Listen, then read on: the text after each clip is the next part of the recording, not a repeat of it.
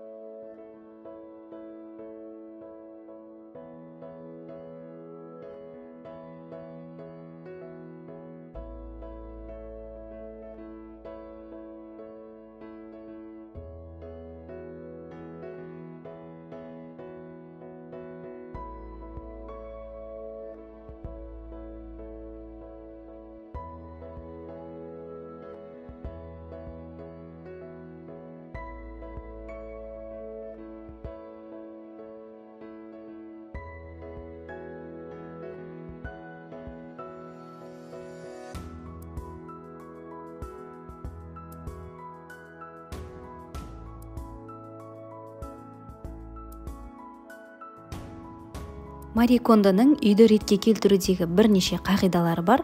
Соның ең маңыздыларын айта кетейін. Киімдерді вертикальды түрде жинау, яғни қажет киіміңізді алған кезде басқа киім шашылмайды. Келесі, қажет емес заттардан құтылу, кемінде соңғы бір жылда киілмеген киімдерді тастау деген сияқты қағидалары өте көп. Егер сізге осындай тақырыпта видеолар ұнап жатқан болса, комментарийге пікіріңізді қалдыруды сұраймын.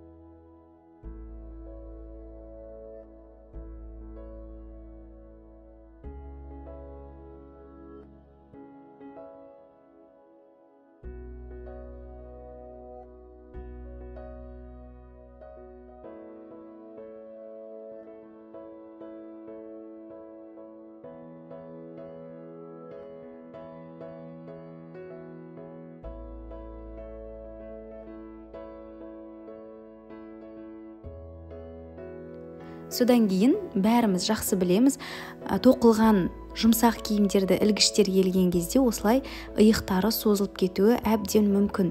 Сондықтан осы видеода көрсетілген тәсілді қолдануыңызға кеңес беремін.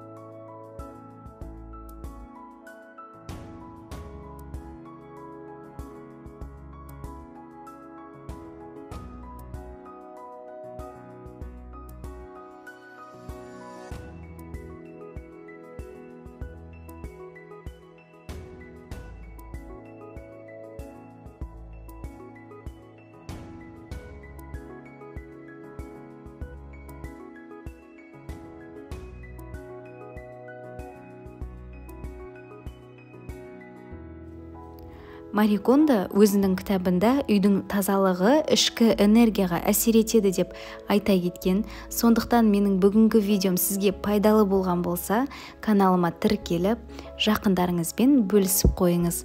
Соңына дейін қарағаныңызға рахмет.